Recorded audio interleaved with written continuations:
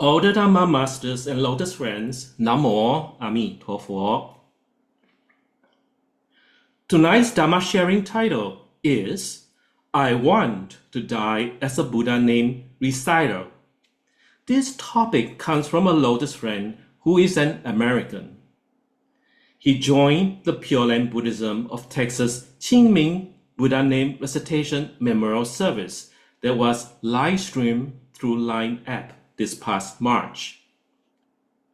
This lotus friend listened closely to JingChen's Dharma sharing during live streaming. That evening, he sent an email with valuable feedback. He wrote, "All feelings about possibly changing my Christian faith have now disappeared." This sharing came at a very crucial moment for him because he had doubted that exclusive recitation of the Buddha's name could bring rebirth. Also, recently, a Christian group that he is familiar with urged him to return to Christianity. After hearing the Dharma sharing, he wrote, "I want to die as a Buddha named Reciter." From that moment, his faith in Amitabha's deliverance grew stronger and his doubts vanished. Why did this lotus friend say this? Because the Dharma sharing explained the differences between two kinds of death. The death of a non-Buddha named Reciter and the death of a Buddha named Reciter, along with a remarkable rebirth example of an American Buddha named Reciter. These topics strengthen his belief in those who recite the Buddha's name will certainly attain rebirth. Now, let me share it with everyone. When an ordinary person who does not recite the Buddha's name approaches death until life ends, the mind passes through three states of consciousness. The first is known as Lucid Awareness State. It occurs when the five consciousnesses, which are sight, hearing, smell, taste, and touch, are still functioning, and the sixth consciousness, the thinking mind, still under control. The person stays mentally clear. Yet, at this time, the body and mind suffer greatly because the four elements and the five aggregates begin to fall apart. Although the person clearly knows that death approaches, but attachment starts to arise, so he clings tightly to loved ones, children, possessions, and wealth. The mind clings to these things and cannot let them go, which brings deep suffering and anguish. Suffering intensifies as the person enters the second stage. The body and mind weaken further. The first five consciousness cease to function. The eyes and ears no longer function. Only subtle thoughts in the mind consciousness remain. At this point, the person can barely attend to himself and cannot be bothered with anything else. Even attachment to family, possessions, and all external attachments falls away. Yet attachment to his own body and life becomes very strong. This stage is known as the state of self-attachment. Next comes the third stage, the state of chaotic consciousness. This stage marks the moment of death. No matter how fiercely the person clings to the body, he cannot hold on to it. The organs stop functioning. The sixth consciousness also disappear along with them. At this time, the eighth consciousness, the alaya consciousness, also known as the storehouse consciousness that directs rebirth in samsara, begins to appear. The good and evil karma created in this life and countless past lives arises before the mind. It resembles a dream. Because the sixth consciousness has grown weak and cannot analyze or judge, these images appear without order, logic, or reason. Time and space become chaotic and no one controls the mind. At this moment of death, The good and evil karma from this life and countless past lives arise all at once. Thoughts become chaotic, and the mind falls towards the heaviest karma. Within a moment, the heaviest karma leads the person to rebirth in the realm of good or evil. Such is the death of ordinary people. The Infinite Life Sutra states, when their lives are about to end, regret and fear come flooding all at once. When a person reaches the end of life, regret and fear strike the heart at the same time. The person regrets spending a lifetime chasing fame, making money, raising family, and building a career, yet never preparing for this moment that can trap him in the cycle of birth and death. The person regrets failing to cultivate merit and virtue, or taking up Buddhist practice that could have freed him from samsara. Fear then arises. Where will I go after death? At that moment, the person has no control. Dark thoughts arise along with resentment, delusion, obsession, madness, and attachment to loved ones. Even strong emotional attachment can arise. At this moment, karmic creditor sees the opportunity to disrupt the mind, and he loses all clarity of the mind. A Buddha named Reciter does not encounter such confusion. At the first stage, the state of lucid awareness, Amitabha Buddha and the sacred assembly come to welcome the practitioner as death approaches.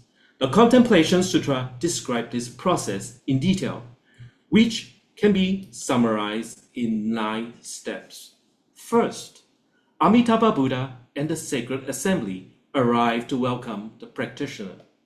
Second, Avalokiteshvara and Mahastammaprata Bodhisattva each hold a lotus platform and wait for the practitioner to ascend it.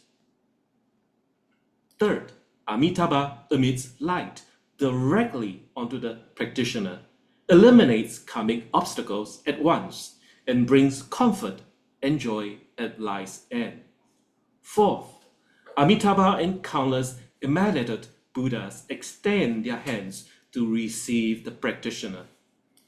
Fifth, Amitabha receives the practitioner with his golden arms as he ascends onto the lotus platform.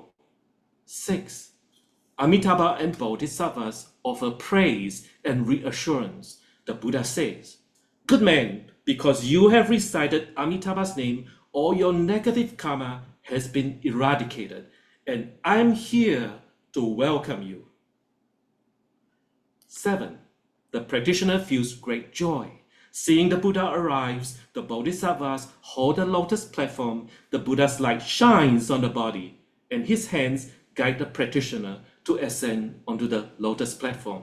The practitioner hears the Buddha's praise, feels boundless joy, and bows with head lower. 8. All the above events occur as direct experience. The practitioner sees clearly, hears distinctly, and feels no confusion. 9th, the practitioner follows the Buddha to rebirth. While prostrating on the lotus with a single lift of the head, the practitioner enters Amitabha's Pure Land and is instantly reborn within the 7 jewel pond.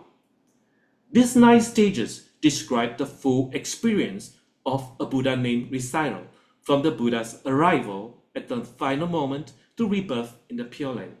The practitioner sees and hears everything clearly, feels no confusion, keeps a steady mind, and reaches the land of ultimate bliss with joy and ease. Now, I would like to share a recent personal eyewitness account about the passing of a Buddha named Reciter named Charles Robert Mallory, householder Forson, or simply called Bob. He was the husband of householder JingChen from our North Carolina Pure Land Buddhism recitation group. Although Bob was an American, but he strongly supported his wife's Buddhist practice. About 30 years ago, they opened their home so fellow practitioners could have a place to practice Buddhism. Over time, Bob also began to understand Buddhism. At first, they practiced the sage path, but later they switched and practiced Master Sandao's Pure Land's teachings exclusively. Our North Carolina Pure Land recitation group has been gathering in their home for many years. Bob showed deep respect for the three jewels. Whenever monastics visited from out of town and needed a place to stay, he warmly welcomed them into his home. He hosted monastics from New York, several Pure Land Buddhism monks from Taiwan, and even Master JingChen, who once stayed over at his home during his US visit. Because Bob had Parkinson's disease for many years, he rarely joined the gatherings. Last year, he underwent brain surgery and his Parkinson's condition became stable, and his doctor was hoping he might live for another 10 years. Bob often happily joined our group recitation after his surgery. Life is impermanent. In the middle of January this year, Bob suddenly felt ill and could not eat. Householder JingChen accompanied Bob to the hospital emergency room. They stayed in the hospital for 2 nights while doctors performed many tests. 2 days later, Bob was released from the hospital, but he felt extremely weak. 2 days later, he returned to the emergency room again. After reviewing the test results, the doctor announced that Bob had stage 4 liver cancer that had already spread through parts of his body. Bob abandoned the idea of treatments and decided to have home hospice care. He said he wanted to return home because he knew he had only 2 weeks left to live. Few days after Bob returned home, his condition worsened. We had a heavy snowstorm in our area and made visiting him impossible. 3 days before Bob passed away, I notified our Lotus friends to meet at Bob's home for his end-of-life assisted recitation. Although Bob could not move his body, his consciousness was in the state of lucid awareness. I gave him a brief discourse and encouraged him not to worry about his wife. His devoted sons would take good care of their mother. I told Bob that this was the most important moment of his life and he should let go of all worldly attachment. He should follow our recitation, aspire to rebirth in the Pure Land, and calmly wait for Amitabha Buddha and the sacred assembly to come and receive him. We performed assisted recitation for 3 afternoons and 1 hour each. On the 3rd day, his condition worsened. It appeared that Bob would pass away at any moment. At that time, JingChen and I covered Bob with a Pure Land rebirth blanket, while everyone continued with assisted recitation for 1 hour. Around 6 o'clock the next morning, JingChen informed us that Bob had just passed away. That was exactly the 2 weeks mark he had predicted of his own passing. Once I got to Bob's house that morning right after he passed away, I sat across from Bob and began a Zoom assisted recitation session so Lotus friends could join in online. After 2 hours of recitation, Master Jingpei took over, followed by Master Jingrui and Master Jinghe. At the same time, about 10 family members and Lotus friends sat on Bob's right side and recited in turns. After 8 hours of recitation, Bob's face turned a pinkish complexion and had a smile across his face. During the 2nd hour of recitation, something even more extraordinary happened. While I led the first shift, I clearly heard a man's voice reciting the Buddha's name. I looked around at the Lotus friend and family members to see whether the voice came from them, but it did not. The sound did not come from the recitation device either because I had turned it off myself. When the voice reached the word for, the sound became especially clear and strong. JingChen sat beside Bob on his left side, so I observed carefully in that direction. The sound of a man reciting came from the area beside JingChen. After 8 hours, the recitation ended and everyone returned home. That evening, I kept thinking about the mysterious recitation voice. I came to a conclusion that Bob must have sat beside JingChen and recited the Buddha's name with us. Next day, JingChen thanked everyone online for helping with the assisted recitation. She also shared that she had heard Bob reciting beside her all the while. A couple of Lotus friends who had attended in person also said they heard the same voice. Everyone confirmed we had heard the same voice reciting the Buddha's name.